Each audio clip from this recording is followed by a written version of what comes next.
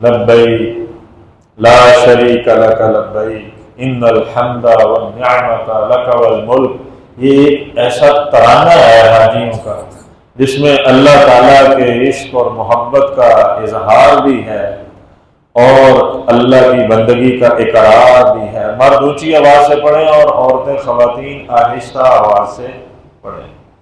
پہلے یہ تھا کہ حاجی بہت پڑھتے تھے، لیکن آج کل جو حجاج ہیں وہ سہولتوں میں آ کے وہ بہت زیادہ ہی سستی دکھاتے ہیں اور اصل جو وظیفہ ہے اس سے کوتاہی کرتے ہیں، تو تلبیہ جو ہے وہ زیادہ سے زیادہ پڑھا، یہی وظیفہ ہو، یہی ذکر ہو زیادہ سے زیادہ۔ صرف جب شیطان کو رمی کرنے جانا ہے اس وقت یہ روکنا ہے تلبیہ، اور جب بیت اللہ کا طواف شروع کرنا ہے اس وقت تلبیہ روکنا ہے۔ اس کے علاوہ ہر چڑھائی پہ چڑھتے ہوئے، ہر جگہ سے اترتے ہوئے، اٹھتے بیٹھتے، بلکہ کھاتے پیتے بھی حاجی کا یہی وظیفہ ہونا چاہیے، اور لیٹے ہر جگہ ہر وقت یہ اس کا ترانہ ہے، یہی اس کا وظیفہ ہے، اور اس کی فضیلت ہے۔ ترمذی شریف کی روایت ہے، جب حاجی کہتا ہے لبیک اللہم لبیک، تو قرب و جوار میں جتنے شجر ہیں، حجر ہیں، اور جہاں تک زمین کی وسعتیں ہیں وہاں تک جو ہے یہ ساری اللہ کی مخلوق تلبیہ پڑھتی ہے، اور اس کا اجر کس کو ملتا ہے؟ حاجی صاحب کو ملتا ہے۔ ایک دفعہ انہوں نے کہا اور ان کے کہنے پہ سب نے کہا، اور پھر سب کا اجر اللہ تعالیٰ ان کو عطا فرما دے۔ اس کے ساتھ آدمی دعا کرے، اے اللہ قبول فرما، آسان فرما، اور حج اور عمرہ میں جہاں آسانی اللہ دے رہا ہو خود اپنے آپ کو مشکل میں نہیں ڈالنا چاہیے۔ اور یہ رسول اللہ صلی اللہ علیہ وسلم کی مبارک سنت بھی ہے کہ دو کاموں میں جب آپ کو اختیار ملتا آپ اس کو اپناتے جو آسان ہوتا، یہ آپ کا طریقہ کار تھا۔ تو یہ پہلا کام ہے عمرے کے اندر کہ احرام باندھنا۔ اس کے بعد جو دوسرا کام ہے وہ ہے طواف کرنا۔ حاجی جب طواف کے لیے حرم میں پہنچتا ہے تو سب سے پہلے تو بیت اللہ کی زیارت اس کو نصیب ہوتی ہے۔ بیت اللہ کی زیارت اللہ کے دیدار کی یاد دلاتی ہے کہ ایک وقت آئے گا انشاءاللہ اللہ کا دیدار بھی نصیب ہوگا ایمان والوں کو انشاءاللہ۔ بعض خوش قسمت ایسے ہوں گے کہ جن کو جو ہے وہاں پہ جنت میں روزانہ ہی ہوگا، اور بعض کو خاص موقعوں پہ ہوگا۔ اللہ تعالیٰ ہمیں ان لوگوں میں شامل فرما لے، اور بیت اللہ کی بھی زیارت اللہ بار بار نصیب فرمائے۔ حدیث پاک میں آتا ہے کہ 120 رحمتیں اترتی ہیں بیت اللہ پر۔ لبیک اللہم لبیک لبیک لا شریک لک لبیک ان الحمد والنعمت لک والملک لا شریک لک لبیک اللہم لبیک لبیک لا شریک لک لبیک ان الحمد والنعمت لک والملک لا شریک لک۔ الحمدللہ رب العالمین والصلاة والسلام علی سید المرسلین فللہ الحمد رب السماوات ورب الارض رب العالمین وله الكبریاء فی السماوات والارض وهو العزیز الحکیم۔ اللهم رب الحل والحرام ورب المشعر الحرام ورب البيت الحرام ورب الركن والمقام ابلغ لسيدنا ومولانا محمد منا السلام۔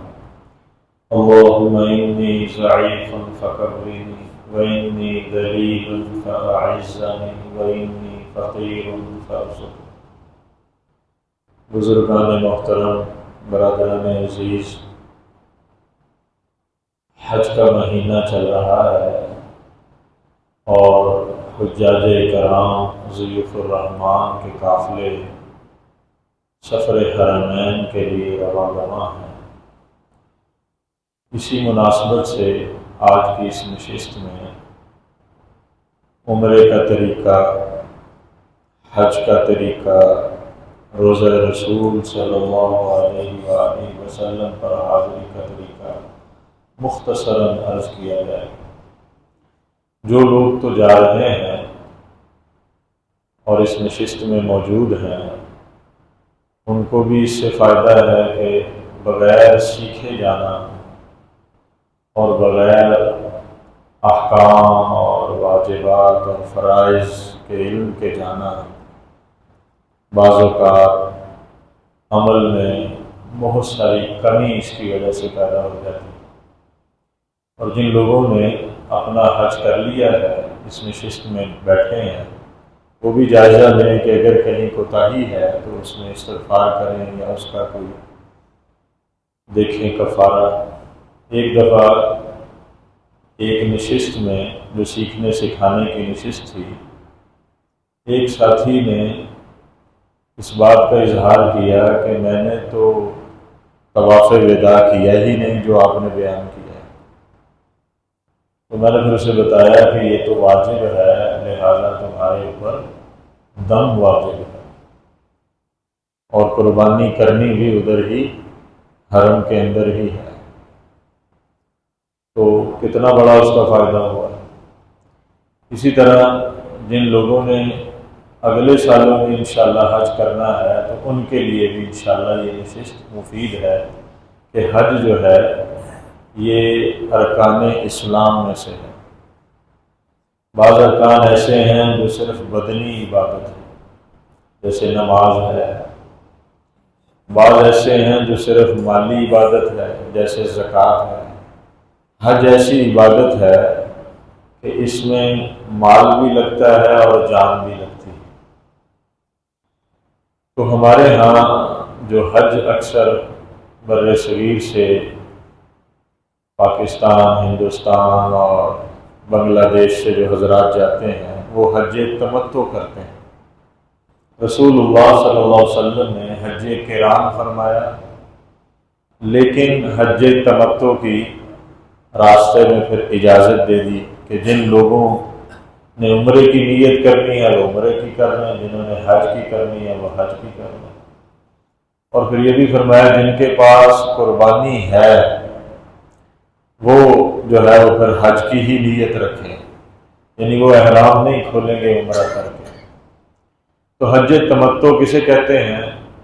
یہ ایسا حج ہے جس میں حاجی پہلے عمرہ کرتا ہے، پھر احرام کھول دیتا ہے، اس کے بعد پھر 8 ذی الحج کو دوبارہ احرام باندھتا ہے۔ اسے کہتے ہیں حج تمتع۔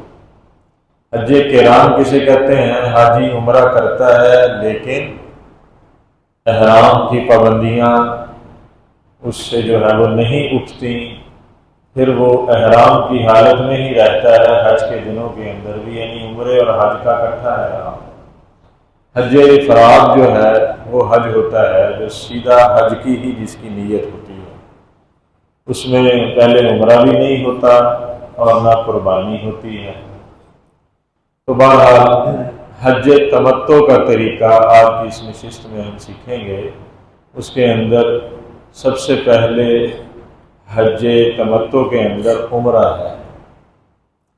عمرہ کتنی چیزوں کا نام ہے؟ 4 چیزوں کا نام ہے۔ 2 چیزیں فرض ہیں، احرام باندھنا اور طواف کرنا، اور 2 چیزیں صحیح کرنا اور حلق یا قصر کروانا یہ واجب ہے۔ 4 چیزوں میں پہلی چیز جو حج تمتع کرنے والا ہے وہ عمرے کی نیت کرے گا اور پہلا کام کرے گا کہ احرام باندھے گا۔ اب احرام کیسے باندھنا ہے، اس کی نیت کیسے کرنی ہے، پہلے ہم یہ سیکھیں گے۔ احرام جو ہے اس کے اندر سب سے پہلے آدمی کو یہ دیکھنا ہے کہ زیر بال، بغل، زیر ناف جو بال ہیں اس کو آدمی صاف کرے۔ غسل مستحب ہے، اگر غسل نہ کر سکے تو اچھی طرح سے وضو کرے، اور پھر اس کے بعد مرد کا احرام 2 چادریں ہیں، عورت کا احرام اس کا وہی لباس ہے جو عام روٹین میں ہوتا ہے۔ اس کے جوتے بھی جیسے کیسے ہیں ویسے ہی رہیں گے، اس کے پردے کے احکام بھی ویسے ہی رہیں گے، صرف یہ ہے کہ کپڑا ہر وقت چہرے پہ باندھنا نہیں ہے نقاب کی طرح۔ یہ نہیں کہ بے پردگی اب جائز ہے حاجن کے لیے، حاجہ کے لیے نہیں۔ یہ میں اس کا بتاتا ہوں سارا۔ مرد کے لیے 2 چادریں ہیں، اور ایک چادر تہبند کی طرح باندھتے ہیں، اس کے مختلف طریقے ہیں۔ ایسے باندھنی چاہیے جس میں بے پردگی نہ ہو، چلنے میں بھی مشکل نہ ہو۔ اس کے طریقے جو ہے وہ ملتے ہیں یوٹیوب پہ بھی۔ اور اسی طرح دوسری چادر جو ہے وہ کندھوں پہ ڈالتے ہیں، بکل مار کے جیسے ہم چادر کو لیتے ہیں۔ تو جب تک تو نیت نہیں کی عمرے کی اور جو ہے تلبیہ نہیں پڑا، تلبیہ کسے کہتے ہیں؟ لبیک اللہم لبیک، سارے پڑھنے دفعہ لبیک اللہم لبیک لبیک لا شریک لک لبیک ان الحمد والنعمت لک والملک لا شریک لک۔ جب تک یہ نیت کر کے تلبیہ نہیں پڑھتے اس وقت تک چادروں کا نام احرام نہیں ہے، یہ عام لباس کے حکم میں ہی ہے۔ لیکن جب نیت کر کے تلبیہ پڑھ لیا تو ساری پابندیاں جو ہیں وہ لاگو ہوں گی۔ اب چونکہ ابھی نیت نہیں کی، تلبیہ بھی نہیں پڑھا، تو ابھی تو چادر سر پہ بھی لے سکتے ہیں اور ٹوپی کی جگہ پہ اور نماز بھی پڑھ سکتے ہیں، کیونکہ 2 چادریں باندھنے کے بعد مستحب ہے 2 نفل پڑھنا اگر ممنوع وقت نہ ہو۔ عصر کے بعد کا وقت ہے یا عین زوال کا وقت ہے تو اس وقت جو ہے وہ نوافل نہیں ادا کیے جائیں گے، ورنہ نوافل ادا کر کے پھر نیت کی جائے۔ اور نیت بہتر ہے کہ آدمی جب جہاز اڑ جائے تو اس وقت کر لے، کیونکہ اگر خدا نہ خواستہ فلائٹ ہی لیٹ ہو گئی تو پھر جو ہے وہ احرام کی پابندیاں لاگو ہو جائیں گی جب آدمی نے نیت کر لی۔ چونکہ احرام تو گھر سے بھی باندھ کے آدمی جا سکتا ہے، لیکن میقات سے پہلے اس کی نیت کرنی ہے، ورنہ دم لازم آئے گا۔ تو بہرحال اب چادریں باندھ لی اور اس کے بعد جو ہے نیت کر لی اور تلبیہ پڑھ لیا، اور اس کے بعد دعا کر لیا اللہ میں عمرے کی نیت کرتا ہوں، قبول فرما، آسان فرما۔ تو اب ساری پابندیاں جو ہیں وہ لاگو ہو جائیں گی۔ اب نہ یہ ناخن کاٹ سکتا ہے، نہ بال تراش سکتا ہے، نہ خوشبو استعمال کر سکتا ہے، نہ کوئی اپنی زوجہ سے کوئی محبت کی ایسی بات کر سکتا ہے بے تکلفی والی، نہ وظیفہ زوجیت حاصل کر سکتا ہے۔ ہاں جب پہلے غسل کیا تو غسل کے بعد پھر جسم پہ خوشبو لگا سکتا ہے اور تیل لگا سکتا ہے بالوں کو، لیکن جب نیت ہو گئی تو پھر یہ ساری پابندیاں جو ہیں وہ لاگو ہوں۔ اب یہ احرام کا ایک عمل ہے، اس کے اندر ایک بات تو یہ دیکھنے کی ہے کہ یہ 2 چادریں موت کے وقت کفن آدمی کو جو اس وقت دیا جاتا ہے اس کی یاد دلاتی ہے کہ حاجی جب احرام باندھے تو یاد کرے کہ ایک وقت آئے گا۔ اب تو میں نے خود کپڑے اتارے ہیں، لیکن اس وقت پھٹے پہ ڈال کے کینچی کے ساتھ جو ہے وہ میرے لباس کو کاٹ کے کیسے اتارا جائے گا اس کا تصور کرے، اور 2 چادریں کفن کی یاد دلاتی ہیں اس کا تصور رکھے۔ اور اسی طرح یہ مساوات کا بھی درس دیتی ہیں۔ حاجی چاہے کوئی بادشاہ ہے کسی ملک کا، اس کو بھی یہ 2 چادروں میں ہی آنا ہے۔ کوئی بہت امیر آدمی ہے، کوئی بہت غریب آدمی ہے، اللہ کے ہاں سب برابر ہے۔ ان اکرمکم عند اللہ اتقاکم، اللہ کے ہاں عزت والا وہی ہے جو تقوی والا ہے، پرہیزگاری والا ہے۔ اور یہ 2 چادریں جو ہیں اللہ تعالیٰ کی محبت کی اور عشق کا اظہار بھی ہے کہ اللہ کے لیے اپنا گھر بار بھی چھوڑ رہا ہے حاجی، اور اپنا لباس بھی چھوڑ رہا ہے، اور اپنے جو ہے وہ اپنا ذوق خوشبو بھی ترک کر رہا ہے۔ اس کی محبت میں ابراہیم و اسماعیل کی طرح 2 چادریں باندھ کر گھر سے بے گھر، در سے بے در، کبھی ایک میدان میں کبھی دوسرے میدان میں پراگندہ بال، اس کی محبت اور عشق میں جو ہے یہ اب پھرے گا۔ رسول اللہ صلی اللہ علیہ وسلم نے فرمایا کہ بہترین حاجی کی شان کیا ہے؟ حاجی کی شان یہ ہے کہ پراگندہ بال میلے کچالے چادروں میں چلاتا پھرے، تلبیہ پڑھتا پھرے، لبیک اللہم لبیک لبیک لا شریک لک لبیک۔ اس میں اللہ تعالیٰ سے محبت کا اظہار ہے، اللہ تعالیٰ کے ایک عشق کی شان ہے اس کے اندر، احرام کے اندر بھی، اور اسی طرح آگے طواف آئے گا تو طواف کے اندر بھی۔ تو جب احرام باندھ لیا تو اب نہ سر ڈھانپ سکتا ہے، نہ ہی جو ہے وہ ٹخنے اس کے جو ہیں اس کے اوپر کپڑا ہو، بلکہ ابری ہوئی ہڈی احناف کے نزدیک جو سامنے والی ہے یہ اوپر والی یہ بھی ننگی ہونی چاہیے، ٹخنے کے پچھلا حصہ اگلا حصہ بھی ننگا ہونا چاہیے، یہ بھی احرام میں شامل ہے۔ خواتین کے لیے یہ سمجھا جاتا ہے یہاں پہ خواتین باپردہ رہتی ہیں، وہاں جا کے سمجھتی ہیں پابندی ختم ہو گئی، ایسی بات نہیں ہے، بلکہ پابندی جو ہے وہ اپنی جگہ ہے، صرف یہ ہے کہ نقاب باندھنا نہیں ہے۔ کوئی سر پہ چادر ڈالی جا سکتی ہے کہ کوئی غیر محرم آئے تو چہرہ جو ہے وہ اس کے سامنے نہ آئے، یا کوئی ہیڈ یا اس طرح کی ٹوپیاں ملتی ہیں جس کے آگے وہ چھجا سا بنا ہوتا ہے، آگے سے کپڑا لٹکایا جاتا ہے، تو اس کی بھی جو ہے وہ گنجائش ہے۔ ہاں یہ کہ کپڑا ہر وقت جو ہے وہ چپکا رہے، بندھا رہے، اس کی اجازت نہیں ہے خواتین کو بھی۔ باقی جو ہے وہ پابندیاں وہ میں نے آپ کو بتا دی۔ تو یہ احرام ہے، اور حاجی جب احرام باندھتا ہے تو اس وقت جو ہے اللہ تعالیٰ کی خاص رحمت کے اندر، اللہ کی رحمتیں، انوارات، فیوزات، برکات، بہت سارے حج کے فضائل ہر قدم پر اس کی طرف متوجہ ہو جاتے ہیں۔ ایک کام یہ کرے کہ جب احرام باندھے تو جو دعائیں کرے، سب سے اہم دعا تو تلبیہ ہے، یاد رکھیں، اس کو یاد کرنا، اس کا مطلب سمجھنا یہ بہت ضروری ہے۔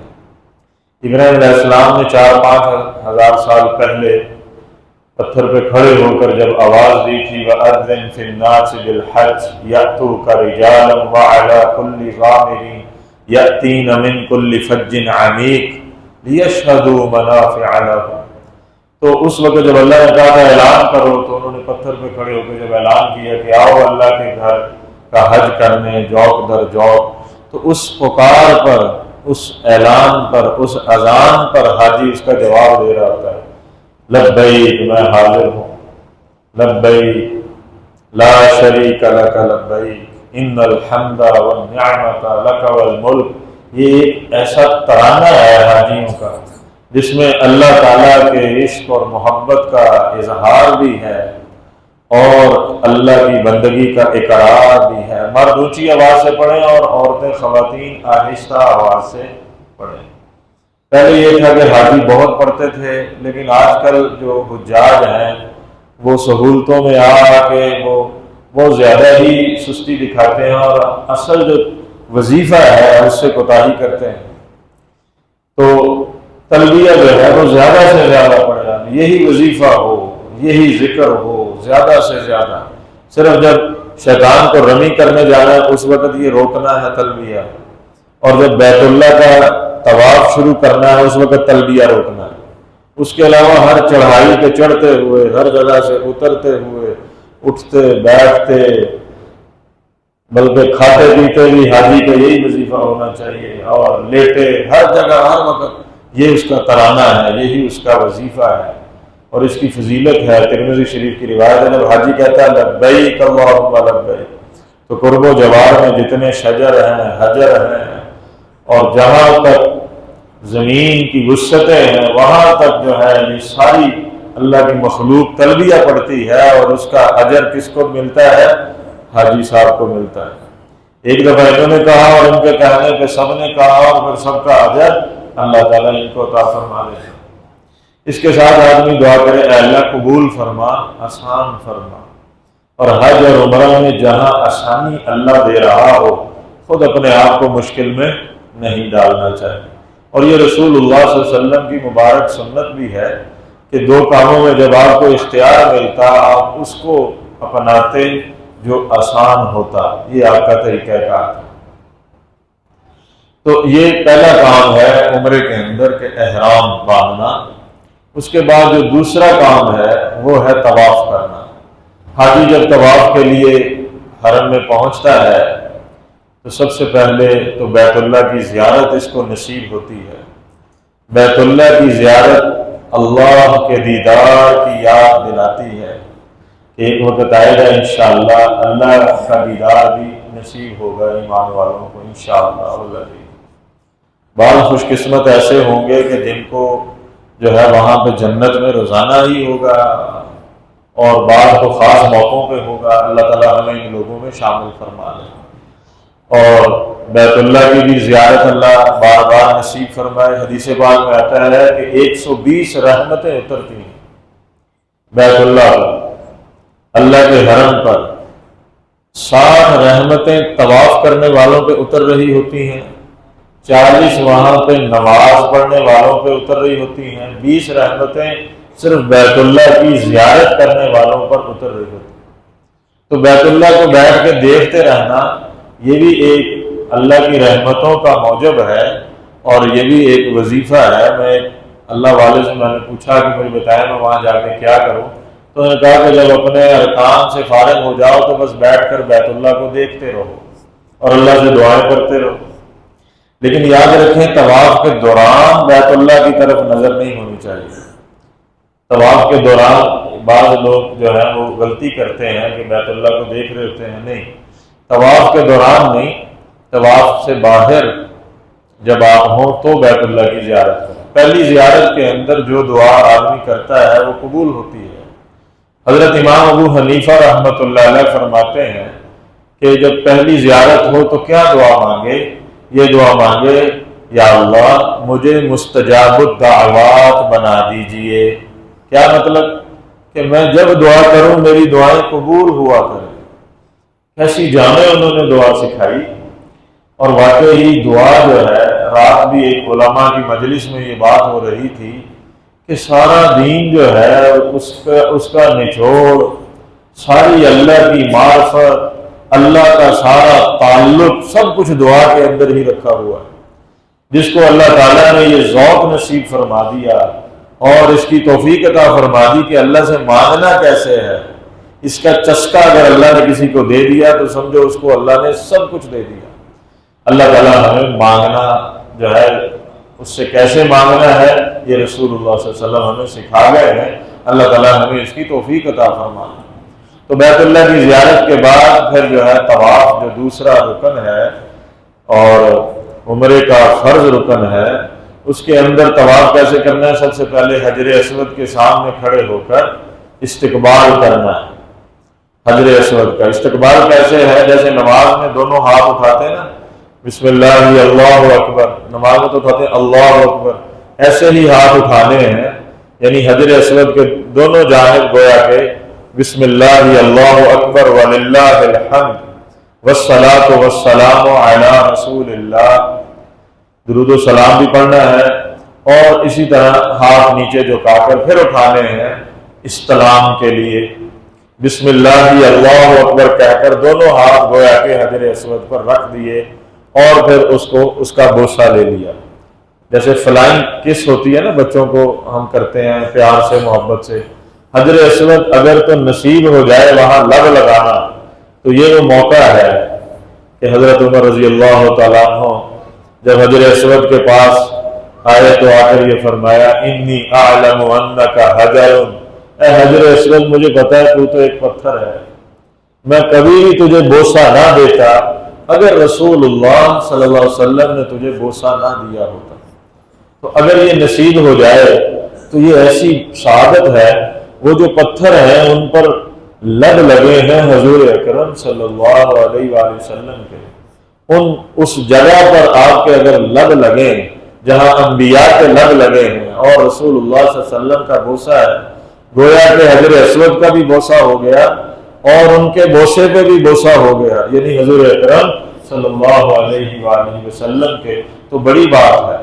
لیکن اللہ کی ذات بہت بڑی ہے، اس کو میں بار بار یہ بات کہتا ہوں کہ کوئی پرابلم نہیں ہے، بجٹ پرابلم، اس کے خزانے بہت وسیع ہیں، اس کی طاقت بہت وسیع ہے، اب اتنا رش ہے، اتنا ہجوم ہے، ہر ایک وہاں پہنچ نہیں سکتا، خواتین بالخصوص نہیں پہنچ سکتی، تو اب یہ آسانی پیدا کر دی کہ کوئی چھڑی یا ہاتھ لگا کر اگر بوسہ لے لو تو بھی تمہیں وہی اجر دیں گے جو وہاں لب لگانے پہ ملا تھا، اور اگر ہاتھ بھی نہیں چھو بھی نہیں سکتے حجر اسود کو تو کوئی بات نہیں، تمہارا رب جو ہے وہ بہت بڑا ہے اور نوازنے والا ہے اور بہانے چاہتا ہے، تم دور سے ہی جو ہے استلام کر لو گے، بسم اللہ اللہ اکبر کہہ کر ہاتھوں کو چوم لو گے تو تمہیں وہی اجر ملے گا کہ وہاں جا کر اس مشقت پر ملنا ہے۔ تو یہ طواف جب شروع کرنا ہے تو استقبال بھی کرنا ہے اور استلام بھی کرنا ہے، اور اس پر پھر رسول اللہ صلی اللہ علیہ وسلم نے فرمایا اللہ حجر اسود کو قیامت کے دن 2 آنکھیں دیں گے اور 1 زبان دیں گے، اور وہ پہچانے گا اس شخص کو جس نے حق کے ساتھ اس کو بوسہ دیا، اور اس کی شفاعت کرے گا۔ اس پر جو ہے پھر جو ہے طواف شروع ہوگا۔ جب طواف شروع کرنا ہے تو الٹی سمت سے شروع کرنا ہے، ایسے دائیں سائڈ سے نہیں کرنا، بایاں کندھا بیت اللہ کی طرف کرنا ہے۔ اور یہ طواف جو ہے ویسے 3 چیزوں کا نام ہے، ایک اس کے اندر 7 چکر ہیں استلام کے ساتھ، اور دوسرا جو ہے واجب الطواف 2 رکعت ہیں، واتخذوا من مقام ابراہیم مصلی، اور تیسری چیز زمزم پینا ہے۔ اب پہلا کام کر رہے ہیں جو طواف اور پہلا طواف ہے، اس کے اندر بایاں کندھا بیت اللہ کی طرف، نظر طواف کے دوران بیت اللہ کی طرف نہ ہو، اور اسی طرح جو ہے تلبیہ بھی جو ہے وہ طواف کے دوران نہیں پڑھنا، بلکہ جو ہے ایک کام یہ کرنا ہے کہ پہلے 3 چکروں میں جو ہے رمل کرنا ہے، پہلوانوں کی طرح اکڑ کر جو ہے وہ طواف کرنا ہے، تھوڑا تھوڑا دوڑ کی شکل اختیار کرنی ہے، اور ساتھ جو ہے یہ دایاں کندھا ننگا رکھنا ہے۔ بہت سارے حاجی احرام کے اندر یہ غلطی کرتے ہیں کہ سارے حج کے اندر ہی کندھا ننگا رکھتے ہیں، سارے حج میں یا سارے احرام میں کندھا ننگا، دایاں کندھا ننگا نہیں رکھنا، بلکہ صرف 7 چکروں کے اندر اپنا دایاں کندھا ننگا رکھنا ہے۔ اور اسی طرح پھر طواف جو ہے وہ شروع ہو گیا تو پہلے ملتزم آئے گا بائیں سائڈ پہ، یہاں پہ بھی دعا قبول ہوتی ہے، اور حدیث پاک میں اس مقام کو، اس کی قبولیت کو بڑا خاص بیان کیا گیا ہے۔ طواف کے دوران تو نہیں موقع ملے گا، لیکن وہاں سے گزرتے ہوئے یہ تصور کر لیں کہ اب ہم ملتزم کے پاس ہیں، یہاں دعا قبول ہوتی ہے۔ حسن بصری رحمۃ اللہ علیہ نے دعا کے 15 مقام لکھے ہیں حرم کے اندر، اور عرفات اور مزدلفہ منی کے میدانوں کو شامل کر کے، کہ پورے مکہ میں دعا، حرم میں دعا قبول ہوتی ہے، اور مسجد حرام میں دعا قبول ہوتی ہے، مطاف میں دعا قبول ہوتی ہے، ملتزم پہ دعا قبول ہوتی ہے، حتیم میں دعا قبول ہوتی ہے، بیت اللہ کے اندر دعا قبول ہوتی ہے، مزاب رحمت سے دعا جو ہے اس کے پاس قبول ہوتی ہے، رکن یمانی پر دعا قبول ہوتی ہے۔ رکن یمانی کا بھی استلام ہے، یعنی وہ دور سے نہیں ہے، چھوا ہے حضور صلی اللہ علیہ وسلم نے طواف کرتے ہوئے، اور وہاں پہ ایسی دعا مسنون ہے جس میں دنیا آخرت کی کامیابیاں ہیں، اور 70 فرشتے دعا پر آمین کہتے ہیں۔ ملتزم سے آگے جب یہ آئے گا حجر اسود سے پہلے جس کونے پر، وہ رکن یمانی ہے، وہاں کی دعا یاد کرنی چاہیے ہر عمرے والے کو، ہر حاجی والے کو۔ یاد رکھیں عمرے میں اور حج میں لمبی چوڑی دعائیں مسنون نہیں ہیں، جو ڈائریوں میں کتابوں میں لکھی ہوتی ہے نا بہت زیادہ، وہ احادیث سے ثابت تو ہوتی ہیں لیکن خاص موقعوں کی نہیں ہوتی۔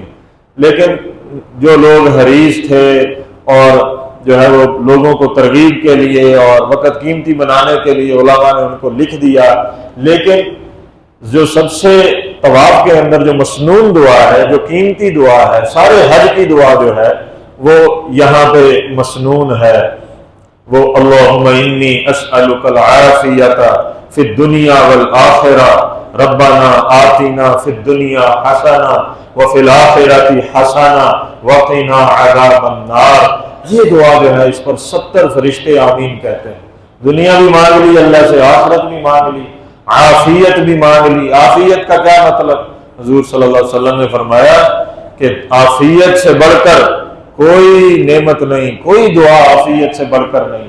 اس کے بعد پھر حجر اسود پہ آئے، دوسرا استلام بیت اللہ کی طرف رخ کیا۔ طواف کے دوران جو ہے زگ زیگ شکل میں طواف نہیں کرنا، کبھی ادھر چلے گئے کبھی ادھر چلے گئے، نہیں، ایک دائرے میں دور سے طواف کر لیں۔ آپ اوپر والے جو ہے وہ فرسٹ فلور پہ طواف کر لیں، سیکنڈ پہ کر لیں، لیکن ایک دائرے میں کرنے کی کوشش کریں۔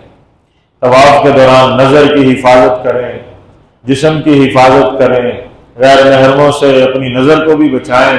اللہ تعالیٰ نے، آپ غور کریں، مسجد میں خواتین کا آنا فرض واجب نہیں ہے، لیکن مسجد نبوی میں بھی خواتین کے لیے دروازہ الگ ہے اور جو مرد حضرات ہیں ان کے لیے مصلی الگ ہے۔ لیکن طواف میں یہ حکم نہیں دیا کہ صبح عورتیں آئیں شام کو مرد آئیں، یا شام کو عورتیں آئیں صبح مرد آئیں، کٹھے ہی رکھا۔ یہ امتحان ہے کہ توجہ جو ہے وہ غیر اللہ کی طرف تو نہیں ہوتی، توجہ کس طرف ہے؟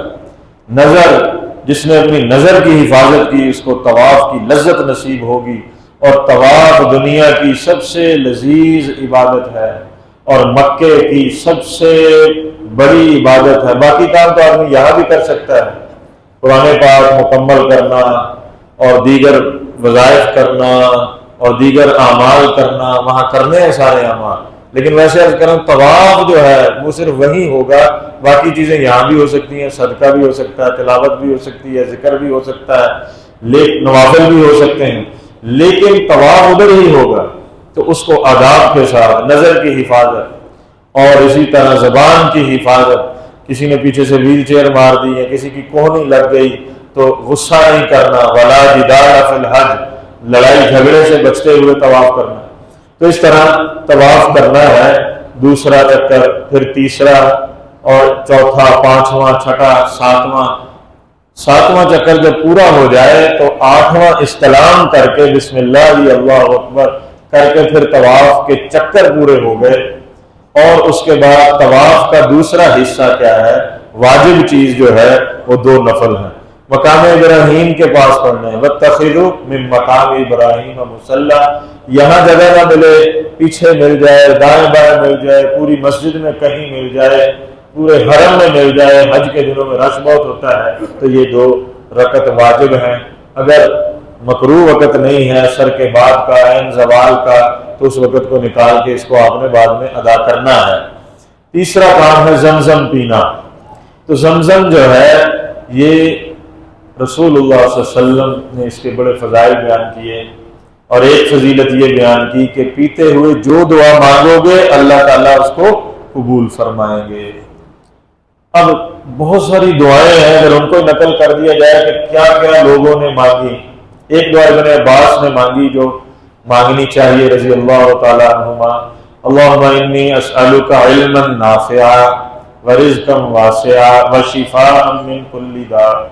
حضرت عمر کے بارے میں آتا ہے کہ میں نے کہا اللہ اس پانی سے میری دنیا کی پیاس بجھائی ہے، آخرت کی قیامت کی پیاس بھی آپ بجھا دیجیے گا۔ بڑے بڑے علماء جن کی آج اقتدا کی جاتی ہے انہوں نے علم کی دعا کی۔ امام ابو حنیفہ رحمۃ اللہ علیہ نے کہا اللہ مجھے سب سے زیادہ علم عطا فرما۔ امت میں اللہ نے ان کو ایسا مقام دیا کہ ساری دنیا میں سب سے زیادہ فالوور علماء بھی ان کے ہیں، دنیا میں سب سے زیادہ اقتدا ان کی ہے، اللہ نے ان سے بہت کام لیا، آئمہ میں بھی بڑے امام ہیں۔ اسی طرح جو ہے بہت ساری دعائیں، لوگوں کو اتنی شفا دوائیوں سے نہیں ملی جتنی زمزم سے ملی، لیکن شرط کیا ہے؟ اللہ کی ذات پر یقین۔ تو زمزم پی کر یہ طواف جو ہے وہ مکمل ہو گیا۔ اسی طرح پھر تیسری چیز ہے عمرے کے اندر جو عمرے کا واجب ہے، پہلا واجب ہے، پہلے 2 تو فرض تھے میں نے بتایا، احرام باندھنا اور دوسری چیز طواف کرنا، یہ ہے صفا مروہ کی سعی۔ اس کے اندر صفا پہاڑی پہ جانا ہے اور اللہ اکبر کہتے ہوئے جانا ہے، استلام کر کے جانا ہے بسم اللہ اللہ اکبر حجر اسود کا، اور یہ آیت پڑھی رسول اللہ صلی اللہ علیہ وسلم نے ان الصفا والمروۃ من شعائر اللہ، اور ابدأ بما بدأہ اللہ لا الہ الا اللہ وحدہ لا شریک لہ، دعا پڑھی ہے، چوتھا کلمہ ہے اور بھی دعا ہے، لا الہ الا اللہ وحدہ انجز وعدہ، اور اسی طرح نصر عبدہ ہزم الاحزاب وحدہ، یہ بھی مسنون دعا ہے، اس کو بھی اگر یاد کر سکیں تو اس کو بھی یاد کر لیں۔ صفا پہاڑی پر بھی بیت اللہ کی طرف منہ کر کے خوب دعائیں مانگیں۔ ایک دعا ہر مقام پہ میں آپ کو بتاتا ہوں اپنی زبان میں، کیونکہ زیادہ دعائیں ہمیں آتی نہیں۔ اے اللہ، جتنی دعائیں اس مقام پر رسول اللہ صلی اللہ علیہ وآلہ وسلم نے مانگی، اہل بیت اور صحابہ اور اولیاء نے مانگی، میں وہ سب مانگتا ہوں۔ جتنے تیرے حاجیوں نے خیریں مانگی میں سب مانگتا ہوں، مجھے عطا فرما۔ جن شرور سے پناہ مانگی میں پناہ مانگتا ہوں، پناہ عطا فرما۔ تو یہ صفا پر، صفا سے مروہ درمیان میں سبز لائٹیں آتی ہیں، وہاں پہ مردوں نے تھوڑا تیز جو ہے وہ دوڑتے ہوئے جانا ہے۔ آپ غور کریں کہ کون یہاں پہ دوڑا تھا؟ ایک عورت جس کا اللہ پر توکل تھا کہ وہ میری مدد کرے گا، اللہ پر جس کا یقین تھا، اور اس کو کچھ نظر نہیں آ رہا تھا، اندھیرے تھے، وہاں پہ کوئی واگڑا نہیں تھا، کوئی بجلی کی تاریں نہیں تھی، کوئی لائٹیں، کوئی کمکمے بلب نہیں تھے، بلکہ ان اندھیروں میں وہ اللہ کو پکار رہی تھی اور دوڑ رہی تھی، اور اس کا یقین تھا اور اس کی کوشش تھی۔ اور بہت ساری اس میں حکمتیں ہیں۔ رسول اللہ صلی اللہ علیہ وسلم بھی ایک عورت کی سنت ادا کر رہے ہیں، آپ غور کریں، اور اس کی سنت کو ساری انسانیت کے لیے، سارے ایمان والوں کے لیے قیامت تک سنت بنا رہے ہیں۔ عورتوں کے لیے اس میں کتنی عظمت ہے، کتنا مقام ہے کہ امام الانبیاء ایک عورت کی سنت کو امت کے لیے سنت بنا رہے ہیں۔ پھر اسی طرح مروہ پر جا کر بھی دعائیں مانگنی ہے، پھر صفا پر آنا ہے۔ صفا سے مروہ ایک چکر ہوتا ہے، مروہ سے صفا پھر دوسرا، یہ نہیں کہ جا کے آنا ہے اور ایک چکر ہونا ہے، اس طرح تو 14 چکر ہو جائیں گے۔ تو اس طرح صفا مروہ جب ہو گیا، آخری بات آج کی نشست میں عمرہ ہی پورا ہو سکا، اس میں پھر یہ ہے حلق کروانا یا قصر کروانا۔ حلق کسے کہتے ہیں؟ پورے بال منڈوانے کو، اور قصر کسے کہتے ہیں؟ چوتھائی سر کے بال کٹوانا، یعنی ایک پورے کے مطابق پورا یا اس سے تھوڑا زیادہ، سارے سر کے بال بھی کٹوا لیے جائیں گے تو ایک چوتھائی سر ہو جائے گا۔ تو اس کی فضیلت ہے، اس کی بھی رسول اللہ صلی اللہ علیہ وسلم نے 3 دفعہ بخشش کی دعا دی جو حلق کروائے، اور 1 دفعہ دعا دی جو قصر کروائے۔ تو رسول اللہ صلی اللہ علیہ وسلم کی 3 دفعہ دعا لینی چاہیے کہ 1 دفعہ لینی چاہیے؟ اجازت دونوں ہی ہے۔ جب اللہ کے نبی نے اجازت دے دی، کوئی کون ہوتا ہے کہنے والا کہ قصر نہ کرواؤ؟ قصر بھی ہو سکتا ہے، لیکن جو دعائیں ان کی مل رہی ہیں، میں یہ کہا کرتا ہوں کہ صحابہ اور اہل بیت اپنی گردنیں کٹوا گئے، ہم اللہ کے لیے اپنے بال نہیں کٹوا سکتے؟ انشاءاللہ جب عمرہ کریں گے تو کٹوائیں گے، سب کا ارادہ ہے انشاءاللہ۔ تو ارادہ تو تھا کہ عمرہ اور حج اور اس کے بعد جو ہے روزہ رسول کی حاضری کو مختصراً بیان کر دیا جائے، لیکن چونکہ عمرہ جو ہے اس کے اندر احرام اور طواف اپنی طرف سے بہت مختصر میں نے چیزیں بیان کی تاکہ یاد رہے، تو آج کی اس نشست میں عمرے کا طریقہ جو ہے وہ ہمارے سامنے آ گیا۔ حج کے ان دنوں میں، ان مہینوں میں اس مضمون کو کیوں بیان کیا کہ بہت سارے ساتھی اس میں بیٹھے ہیں جن کو میں جانتا ہوں کہ حج پہ ماشاءاللہ جا رہے ہیں۔ ایک تو وہ سیکھ کے جائیں، ہم سیکھ کے جائیں انشاءاللہ، دوسرا جنہوں نے کیا ہوا ہے ان کا بھی تازہ ہو جائے اور وہ بھی دیکھیں اپنی غلطیوں کو، کہیں کوئی کمی تو نہیں رہ گئی، اگر رہ گئی ہے تو انشاءاللہ اگلی دفعہ اس کو پورا کریں گے۔ اور جن لوگوں کا ارادہ ہے، ارادہ تو سب کا ہی ہے نا انشاءاللہ، اللہ کا گھر دیکھنے کا، جو نہیں جا سکے یا جن پر حج فرض ہے انشاءاللہ اگلے سال جانا، تو وہ بھی حج پہ جانے کی تیاری کے حکم میں ایک حج کا عمل جو ہے اس کو اندر سیکھنا سکھانا جو ہے اس میں شامل ہو جائے۔ اللہ کی ذات مجھے اور آپ کو کہنے سننے سے زیادہ عمل کی توفیق عطا فرمائے۔